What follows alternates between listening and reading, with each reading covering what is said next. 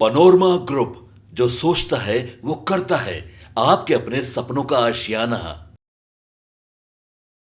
नमस्कार, सुबह सवेरे आप सभी दर्शकों का भारत लाइव पे बहुत बहुत स्वागत है। मैं रत्नेश पांडे। देखिए, बिहार की राजनीति के लिए मुंगेर लोकसभा सीट काफी हॉट सीट बन चुकी है। चुनाव वहां खत्म हो गए हैं, लेकिन चुनाव के बाद भी वहां पर स्थितियां कुछ ऐसी हो गई हैं कि ऐसा लग रहा है कि मुंगेर में एक बार फिर से यानी कि दोबारा चुनाव हो सकते हैं।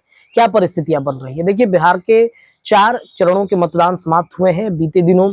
5 लोकसभा सीट, जिनमें उजियारपुर, समस्तीपुर, बेगूसराय, मुंगेर, इन तमाम सीटों पर चुनाव जो है वो समाप्त हो चुके हैं। लेकिन मुंगेर का मामला कहीं ना कहीं घबराता हुआ नजर आ रहा है। शुरू से ही, जिस दिन चुनाव था उस दिन से ही लगातार हम आपको इस बात को बता रहे हैं कि मुंगेर में राजद की तरफ से यह आरोप लगाया जा रहा है कि 64 बूथ कैप्चर कर लिए गए हैं जदयू की तरफ से। और इसको लेकर के मुख्य निर्वाचन पदाधिकारियों के पास में जो राजद के मनोज झा हैं, राज्यसभा सांसद हैं, वो शिकायत लेकर पहुंचते हैं वहां पर और ये कहते हैं कि राजद की तरफ से आरोप लगाया जाता है कि जदयू बूथ कैप्चर करके बैठा हुआ है। हालांकि मुख्य निर्वाचन पदाधिकारी इस पर अभी तक कुछ भी अपना स्पष्टीकरण नहीं दिए हैं।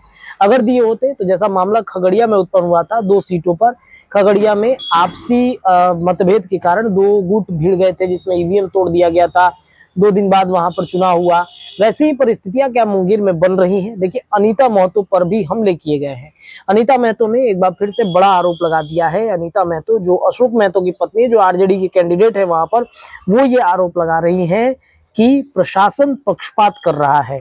क्यों कर रहा है? तो देखिए, दरअसल आपको बता दें कि लोकसभा चुनाव के दौरान जाति विशेष के द्वारा पिछड़ा, अति पिछड़ा समाज और उनके समर्थकों को वोट देने से वंचित किया गया, जो लोकतंत्र का हनन है, ये आरोप अनीता महतो का है। इतना ही नहीं, वो ये आरोप लगाती हैं कि उनके ऊपर हमला किया गया, उनके गाड़ी के शीशों को तोड़े गए, लेकिन प्रशासन जो है मूक दर्शक बनी रही, तमाशा देखती रही। उन्होंने कहा या तो प्रशासन बिक चुकी है या फिर उनके ऊपर आकर दबाव में वो काम कर रही हैं। इतना ही नहीं, उनका ये भी कहना है कि चुनाव के दौरान खुलकर धांधली किया गया और प्रशासन मूक दर्शक बनकर तमाशा देखता रहा।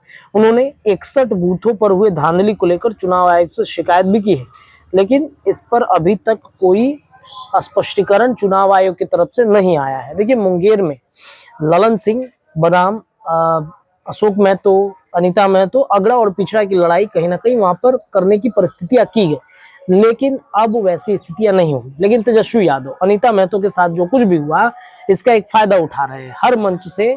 राजद मतलब ये बात कह रही थी कि अनीता महतो के साथ जो कुछ भी हुआ है वो अब हम अन्य जगहों पर, जहां पर चुनाव प्रचार प्रसार करेंगे, वहां पर जाएंगे और बताएंगे कि अनीता महतो के साथ क्या क्या हुआ है। तो देखिए, मुंगेर की प्रशासनिक स्थितियां क्या होती हैं, मुंगेर में क्या प्रशासन करता है, चुनाव आयोग क्या करता है, ये आने वाले वक्त में आपको पता चलेगा। लेकिन परिस्थितियां कहीं ना कहीं ऐसी बन रही हैं कि मुंगेर में हो सकता है दोबारा चुनाव किया जा सकता है। क्या होता है उस पर हमारी अपडेट, हमारी निगाहें रहेंगी।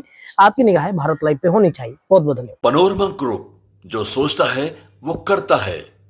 अगर ये वीडियो पसंद आई और वह बिहार के राजनीति और बिहारियत से सरोकार रखेनी तो सब्सक्राइब बटन दबा के चैनल के सब्सक्राइब कर ली। ओजे एगो घंटी बा, ओकरा बटन दबा देला से कुल सटीक और मारक खबर रुआ मुफ्त में मिल जाई। अगर रुआ पत्रकारिता के हमनी के नया प्रयोग में सहयोग कर चाहतानी तो ज्वाइन बटन दबा दी। पेटीएम नंबर नोट कर ली 9386816700। धन्यवाद।